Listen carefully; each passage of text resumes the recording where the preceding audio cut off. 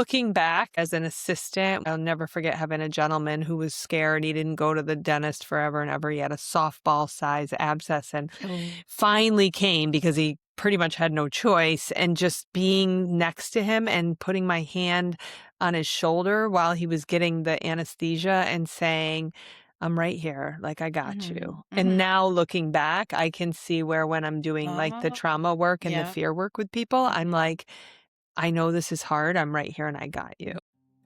Welcome to the Four Blonde Moms podcast, where we ditch perfectionism, get out of our heads, get out of our own way, and talk about the real, messy, beautiful journey of life. So grab a cup of tea or a coffee, take a deep breath, and let's dive in.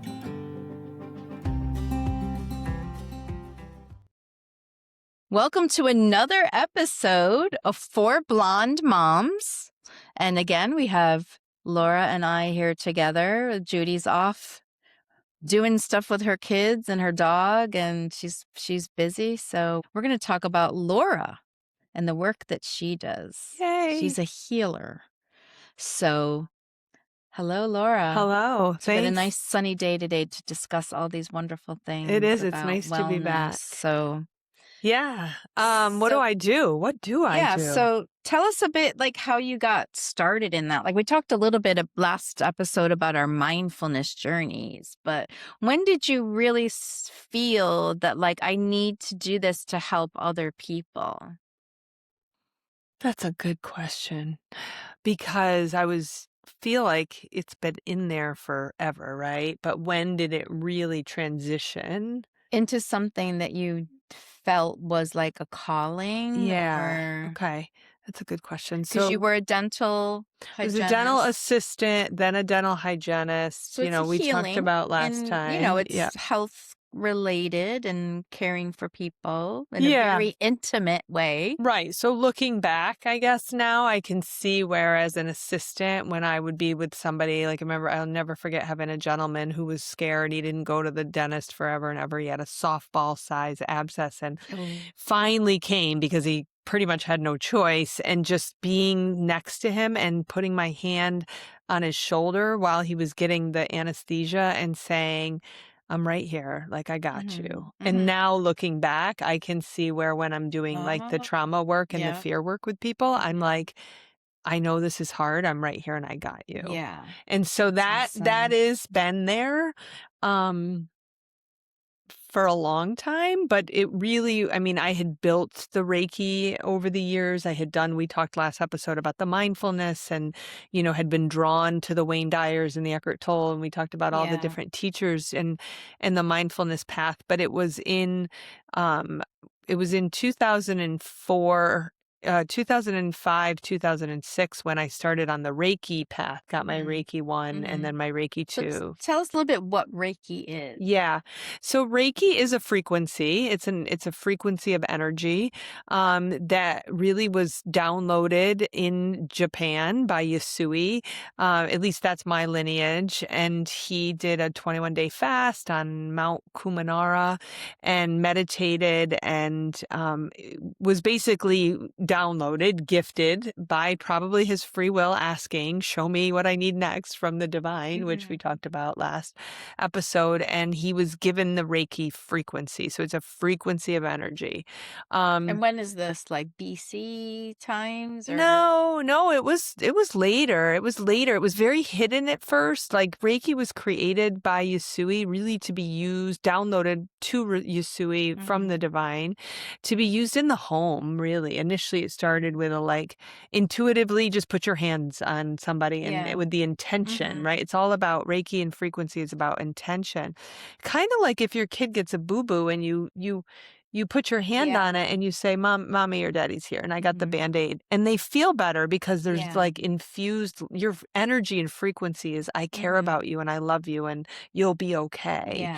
Right. So this is just a specific frequency, like the violet flame is another frequency, like prayer is another frequency. So Reiki is a intention. specific frequency. Yes. And there's an attunement process that somebody who's been attuned from the Reiki masters attunes you by doing a meditation and opening you up if you want it, and attuning you to symbols and to the frequency. So it's like if your prayer is 102.3, Reiki frequency might be 105.7, and then tuning forks might be 185.1, right? Like, so it's just a frequency, and we know we're all energy. Yeah. And these frequencies, acupuncture goes in as a pressure point to relieve pressure. So your, cerebral fluid will flow better. Your myofascial will get released in myofascial or craniosacral therapy, all to just keep us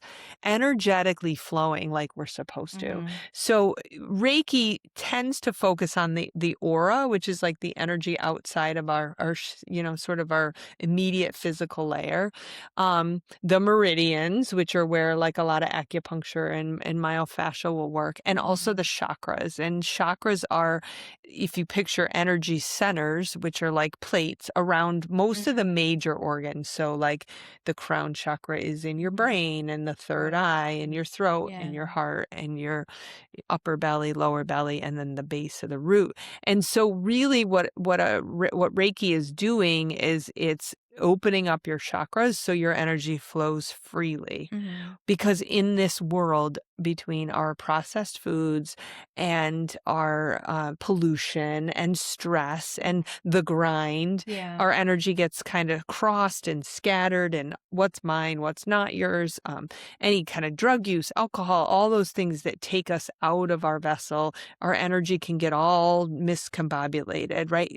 Social media, all that. And so it really just kind of brings you back to that I am a divine, perfect, enlightened being, and I am this messy human here learning about love and forgiveness, and I'm grounded below. And so it just opens you up so that you flow frequency. With that, the body will heal itself. The body has the potential to, do amazing, miraculous things like in A Course in Miracles. So lots of different ways to do that, but I started with Reiki, which is a relaxation technique. It's a frequency. It opens those chakras. So it can be, light touch, or it can be no touch. It can be sent distant.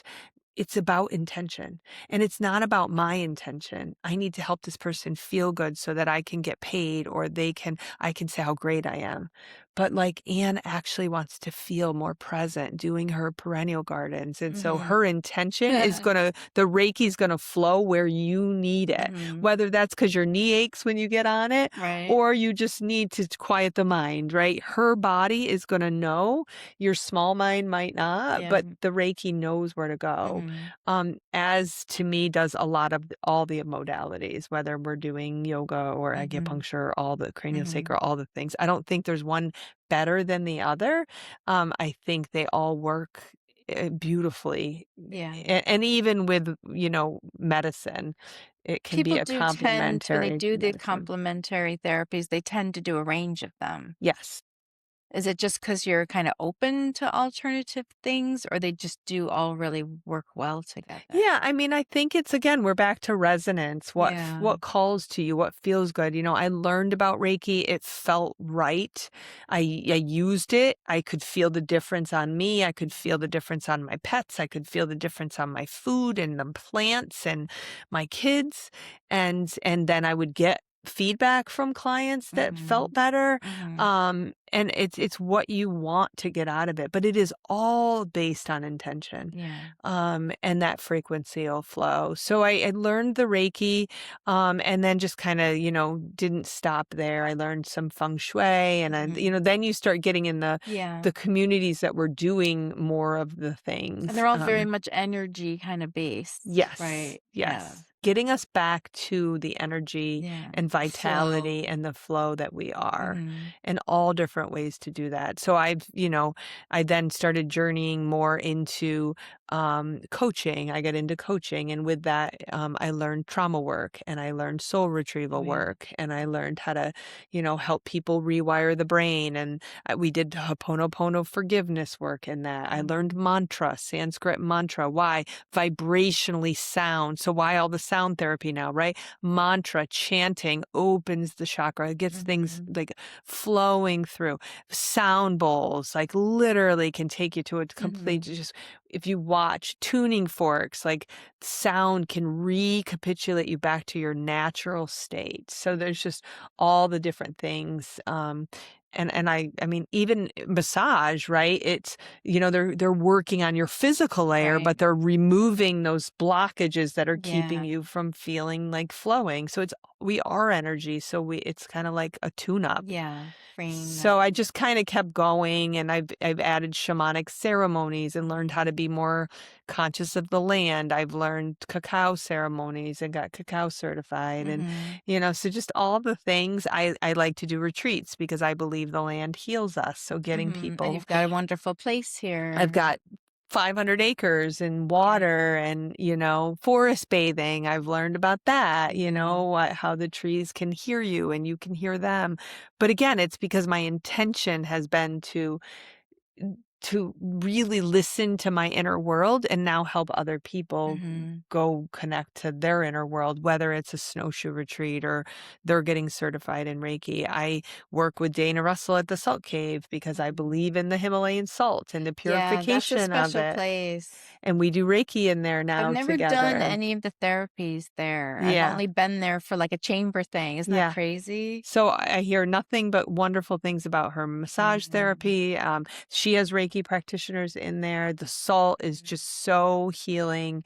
The sauna now, I'm doing meditations down in That's Saratoga at right. Yeah. Coes, and she's It's like a got floating sauna, it's a is floating it? Yeah. sauna, and you go in, and it pulls those impurities out of your body. Then you can cold plunge, which washes those sort of impurities off of you, Mhm. but also gets you to, you get in and you hit like a death fear because you're like, and then you hit the bliss layer of like, oh, there it is. So, I mean, just all the self-care Mhm. modalities that are out there. And again, it's all about what resonates for the individual. There's no real right or wrong way to do it. Mhm. And I used to have a pretty, like, it's an 8-week program with me, and we do this, this, and this. And I still do that. That's a great Mhm. offering, but also it might be different for somebody. Might need to go out on the snowshoes, or I've had people go out on a walk because they want to Mhm. be in nature while they're doing it, or, And having the like a tuning couple of fork. days together, like you said, like even like staying all in the Airbnb together. Like Yeah. I've done a writing retreat that was like that. Yeah. And you get so much more out of it because of that extra time you're spending together. And community, sharing a meal, Yeah. having a fire, and really just having those moments of just while I watch them, like I have one coming up in May here, and like watching them drink tea and connect and share and like normalize Mhm. all all the It's just different good to be with feelings. like-minded people Yes. too, because sometimes when you're involved in these kinds of things that your family might not. Like we were talking before in the previous episode about like, is your husband in tune with what you're doing? And sometimes people really struggle with that the people around them don't like the fact that they're finding other ways of finding fulfillment. So true. So then to be with a group of people that are like-minded is so powerful. Yeah, I just did the tuning fork, like a course, an extra training, and one of the girls that was there said, I kind of still my area. I still feel like a little bit of a weirdo. I'm not. I am a massage therapist, she said, and now I'm adding this, and it's kind of like I've added it into my sessions a little bit, but she's not really like out there Mhm. letting it hang out because it's a little bit like, what is that thing, But I mean, that for me kind of cleared, I guess, through my kids' athletics, because I was the girl on the basketball court when kids were hurt doing distant Reiki in the stands and Mhm. teaching Violet Flame, and they all laughed at me, but till their kid went down on the court, and then they were Yeah. like, "Hey, you got." I'm Mhm. like, "I got it. We got this." Yeah. So I mean, it's really just being open and trying things to see if they resonate, and they might Mhm. not, and that's okay, Yeah. but I I soak it up. And then there's me going for self-care. Like I Yeah. have somebody I go to You for have Reiki to, and right? tuning Yeah. forks and massage, and I need to go maintain as well. I mean, it's important. And um I love it though. I walk over here to we're in my she shed. Yeah, I it's I walk over beautiful. here and I just feel blessed. I get nature. Mhm. And one cool thing is, like, often when I'm doing sessions, whatever shows up nature wise is not for me. It's for the intention of the person. So I've Okay. seen Mhm. a deer with a baby deer walk by, Uh-huh. or I've seen a certain bird, or the other day we heard a red-winged blackbird's call and it resonated for the person, or we heard Yeah. the train while they were here, and like that's not here for me. That's the divine talking to Mhm. that specific Mhm. person, and giving them a little, like, I got you, I'm here, like, Yeah, so you've yeah. got this wonderful space here for people to enjoy and Yeah. to get that, commune with nature and receive the healing. It is. I mean, really, and I don't when we go out on the land, I mean, I don't have to do anything. They're finding their way, just Mhm. holding the container of taking them out. We did a snowshoe retreat this year, and I think it was supposed to be like 25, and it ended up being like 15. Mhm. But we had the most beautiful sunny day, Mhm. and we did 2 hours out there, which I wasn't sure. A couple Yeah. people were really new to it, Mhm. but they loved it, and we did take some stillness, not Mhm. as long as we might have if it Right, was, but 15 we degrees. we we sat down and we shared a meal. We did Mhm. a cacao ceremony together, which is, if you're not familiar with the cacao, it's just really pure chocolate. Yeah, I've had And cacao powder. I yeah. didn't know there was a whole therapy around it. Yeah, you honor it. Mhm. You kind of toast the cacao, mama cacao, the cacao Mhm. trees, the people who harvest the chocolate, and Mhm. you bring honor. You sip it. It does have that. It can have a little bitter taste Mhm. if you're used to, like, milk chocolate. Yeah. But you can put honey in it, and there's different ways to prepare it. It's prepared again. Everything goes back to intention, Yeah. and then we meditate after we drink it. Just kind of go on a meditation, sort of more down into the land and the earth than up to more of the spirit feeling, but more into the real shamanic and the land. And then we went out for the snowshoe, and then did some forest bathing out there, and then came back and closed the circle. We've done mantra on the retreats. So sometimes they're just day retreats, sometimes they're, Mhm. like you said, a training. The one in May is a training for Reiki 1-2 Mhm. intensive. I used to stretch it out because I thought, do Reiki 1, let them practice it, because that's how Yeah. I did it. Mhm. Then 2, then see if you're ready and it resonates. But now I'm like, boy, the more people with 1 and 2, and you can send it distant, like the more people on this planet that we have doing any of those modalities. Yeah. It helps the whole world. I think so. I mean, if you're Mhm. just even home doing Reiki on your dog, it's going to Mhm. help, or Mhm. putting it on yourself at night. Just putting the Reiki frequency as you Yeah. go to bed. I mean, all of that stuff to me is anything that just connects us deeper with our heart, really. It, Mhm. it all comes back to that for me. So, So you were talking in the last episode, you talked a little bit about how like you got started in the basement at the Glens Falls Hospital with just people doing like a taster of yeah. try these different so is that how you kind of started doing it? Like I don't want to say for money. Like my sister always she was really good at like graphic design, but she said I could never do it for money. I wouldn't enjoy it. Yeah, that is probably where I got started, like putting myself out there. And the Yeah. thing that about Reiki is there is something about the exchange. So, Yeah. you guys, if you saw The Wedding Singer, where she gives him meatballs for the piano lessons, Oh, like there's an yeah. Mhm. exchange that Yeah. that is important. It doesn't Mhm. have to be cash. It could be a trade. We do, I Mhm. mean, as farmers, we Yeah. do a lot of trade. Yeah. Um, which is nice, but it was scary. Like I remember being like, hey, you want to try some Reiki? I have a table and we can just get together. And Mhm. they're like, what is it? And I was like, it's like it's energy, and you lay there and there's chakra. Like I Yeah, was I've known a lot of people that were starting out like that. When I was in yeah. Ireland, where there was a big community of people that were into alternative therapies and Yeah. stuff, so it was quite common.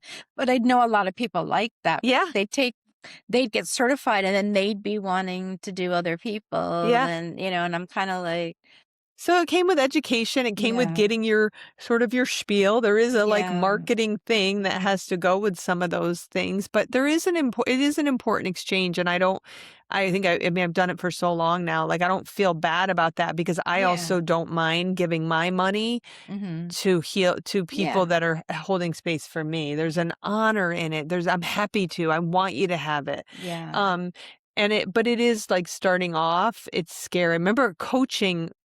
So I took the Reiki and then I was doing dental hygiene, and I remember wanting to become a coach, and I wanted out of dental, like, "Get is me it like out a of life here." coach Life kind of? coach. Yeah, That was more of a business coach. Now I do more of the Ayurvedic teaching, what's called mm-hmm, inner alignment, but I did do CTI training in Rhode Island for 5 weekends and learned a coaching, skill there, and I remember they were like, "Okay, just go practice on people," and I was like, "No, I don't know what to right. say. I don't know. I don't know what," and I didn't. I didn't, like, Mm-hmm, do it. I just had it in my wheelhouse.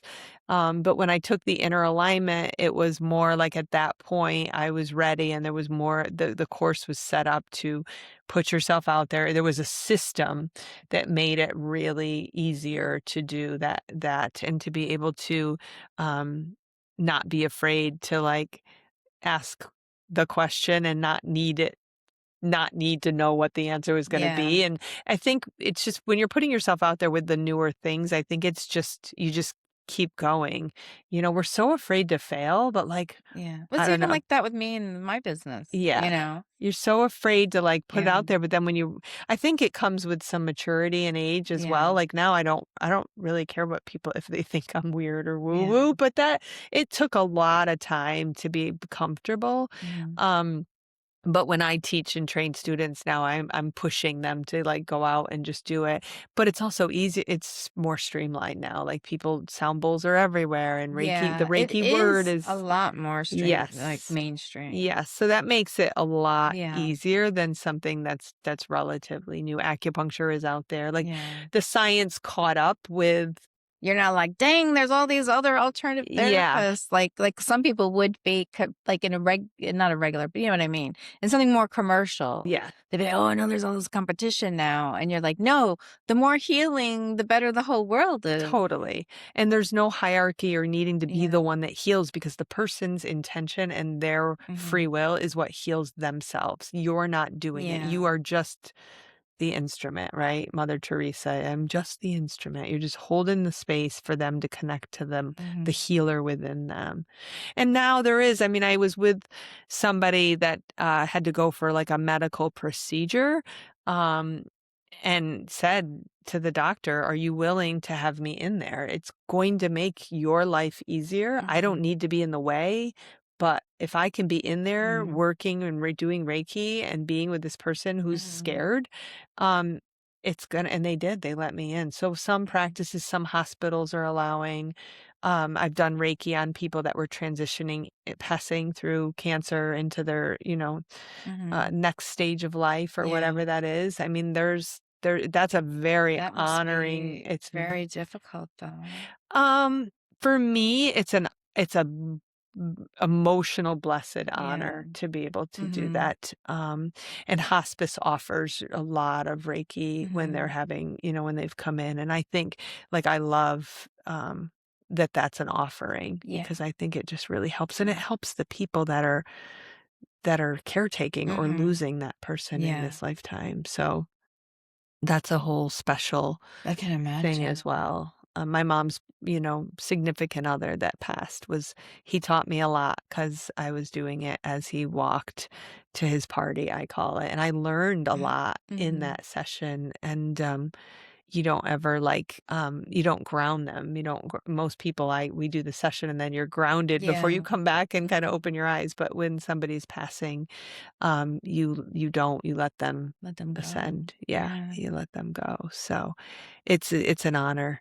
Um yeah, and then there's, like, you know trying new things, being open to new things. It's like you said in the last episode, it's very much still a journey. I Mhm. don't feel like I need another certification. I need to go get another Right. thing, but things show up and I love to learn as I know Mhm. you do. And so there is that like, let me try this thing. Like, Yeah.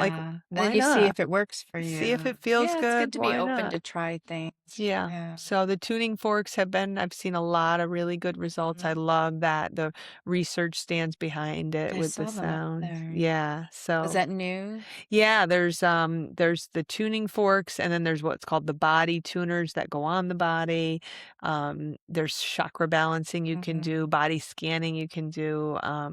But it's all frequency and energy Mhm. because that's what we are. Yeah. It's amazing. Oh, the energy. I know it is. I try to remind myself of that because, like I said to you in the last episode when we talked about our journey and mindfulness, that like I was such a skeptic. I'm like, oh, this old new agey shit and gurus and all that, And then there I was, like doing all the things, and I love science. So the fact that it's all energy, then it's like it's all science. It is. Like, so what's hard to understand? Well, and that's what helps a lot too of getting it mainstreamed, I think. Like the violet flame, when people are like, well, what spiritual tool is that? And I'm like, well, some of the Mormon clients I've worked with say it's the Holy Spirit. That's how they feel it. That's how they see it. Mhm. Great. Other people like the fact that it's violet is proven the highest frequency of light, Mhm. and fire is the element of transformation. So when we call the violet flame in, we're a frequency. Mhm. We're calling in the highest good, which is love and Mhm. light, and burning up anything that's not that. It's Right. pretty scientifically simple. Yeah. But a lot of people will have I don't know if I'd call it, I'm going to say antichrist, or like they'll look at yoga or Reiki and be like, "Ooh, that's not God. Like Mhm. that's a something else." They have this paranoia of it, and I don't need to convince them. They have the right to feel that, Yeah. but I'm like, I don't know, that's gotten me so much closer to God and not being afraid to say I love God, I love Jesus, and I love Buddha, and I love Ganesha, and I love Sanskrit language, and like it's gotten me nothing but more closer to the All of divine. it. Yeah. But for some people it either doesn't resonate or they just have this paranoia that somehow, if you're doing yoga or you're believing in Buddha who just teaches joy in the present moment, Mhm. like Yeah.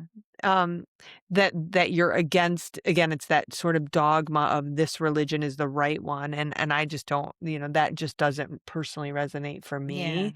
um and 'Cause it's so it not is a about educating the religion. public. It's not a religion though. It's like it's just a way of being and healing and, that's Yeah, I mean, I do you even know the definition of religion? Like, because I always talk about the dogma, and I know there's right. the different beliefs, right? Like there's the way that Yeah. Jewish people have faith, or the difference in Protestant and Cat. Like I know the words for it, There's but I'm like, wonderful things in all of all of them them. too. Like one of the really cool things, like, 'cause I talk about Ireland and not so great things and the whole Catholic thing being a challenge, but they did things called, oh no, what did they call them? And I don't even remember. Because they weren't allowed to practice their religion when the English took control, right? So they used to have these mass rocks in places, but they called them, was it the station? They had a station, and they took turns doing mass in their homes.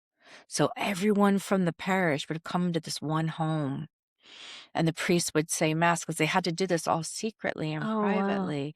So where I lived in Ireland, some people were still doing it, but it was becoming less and less of a thing, and it was kind of sad. Yeah.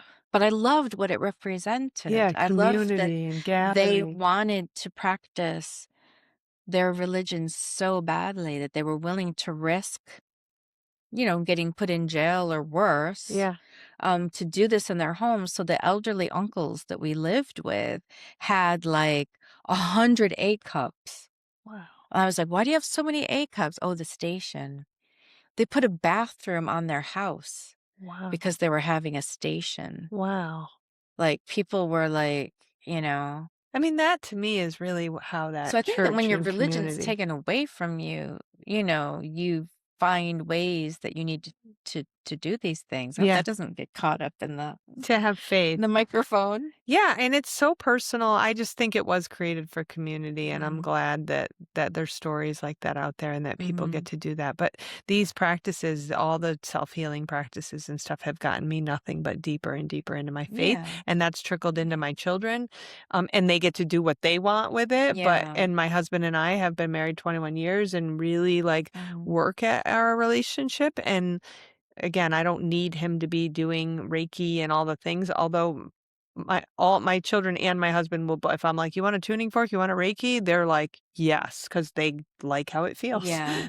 Yeah. So they go by that, you know. They're lucky, They like how it right? feels. Yeah. They have that right at home. Yeah. That's nice. And so do the cows. And so do the And cows. so do the cows. So is because yours is all beef. Yeah. I was gonna say, is the milk better? But yeah, so that must be very good for them. Yeah. It's And do their you send time. them off when they're going to the slaughterhouse? Like, do you do your? They all get a shamanic ceremony 'Cause that and a used to be hard candle, for and I me. chant. It was not easy, When and I I'd don't see want them it all to be. getting shoved into that truck and Yeah. knowing where they were There's going. no shoving. There's no crowd overcrowding Mhm. here. That's the whole premise is like, if you're not a meat eater, then I love that that's your choice. Again, Mhm. you do you. But if you are, and for me, I am. I want to know that what I'm consuming was not mistreated. It wasn't crowded. It was fed well. It was Mhm. honored. It's honored every time it goes in the pan. Mhm. And so there is a ceremony. There is a permission. There is Ho'oponopono, forgiveness Mhm. asking, but there is also an honoring of every time that it's nourishing my body for the protein. Mhm. And it's a challenge. I mean, I'm not gonna lie. It's not, and I don't want it to be easy because it feels too big to Mhm. be. But I do know that when I eat that and I know how that the energy, if we're back Yeah. to energy, Yeah. is being consumed because when I go to the store, I don't know if that was standing in feces. I don't know if it was beaten on the truck. Right. What I it don't was know if it fed. was abused, and I don't want that energy. Um, and even like, we have to dig up a field to make a field of tomatoes. Mhm. There is death in feeding us. Like there is, and Yeah. we have death. And so, you know, any field you plow up, something is being Yeah. killed. Yeah. And it's hard. It is hard. Yeah. But I really want to feel the consciousness in the way that what's going in my body is there's reverence. Mhm. And that's important to me. Yeah. So yes, they do receive Reiki. I was up Yeah. there today, just standing in the center of the pens and watching them, and Mhm. they start to come closer and letting them feel that they're comfortable. My husband keeps them very Mhm. clean, and they're fed well. They are on grass all winter, and then they go out to pasture. Mhm. We finish them we do have the winter. They get a little bit of corn because they need the warmth in upstate New York, and we like the Yeah. marble. Mhm. But they are receiving the gifts as well. When I train Yeah. Reiki healers, if they're comfortable, if they want, they're welcome to do Reiki on the cows. They do Mhm. not have to. It's like, it's so like Right. everybody just do what feels good for you Right. and we'll be a Yeah. happier planet. Mhm. It doesn't just lose the judgment. So, Right. Absolutely. Do what feels good to you and we'll have a happier planet. right? I love that. World peace. It's You do true. you. I World do me. peace. Well, thank you very much, Laura Thank Killian, for you. telling me all about your work. Yeah. It's Thanks for letting exciting. me. So this is 4 blonde moms. There's 2 of 4 here right now. So thank you for listening and subscribe so that you'll get notifications when every new episode drops. Yeah. Thanks, Ann. Looking forward to connecting next time with whatever we're going to do. And check the show notes for all the information about how to work with Laura. Yeah. Thank you so much for having me. Yeah. It's great. Love you, honey. Awesome. Thanks so much for hanging out with us today on 4 Blonde Moms. If something in today's episode resonated with you, do us a quick favor. Hit that subscribe button or leave us a review on your favorite podcast platform and share this episode with a friend who needs a little extra presence today. Four Blonde Moms is a production of the North Country Media Network. Listen to more of our podcasts at northcountrymedianetwork.com.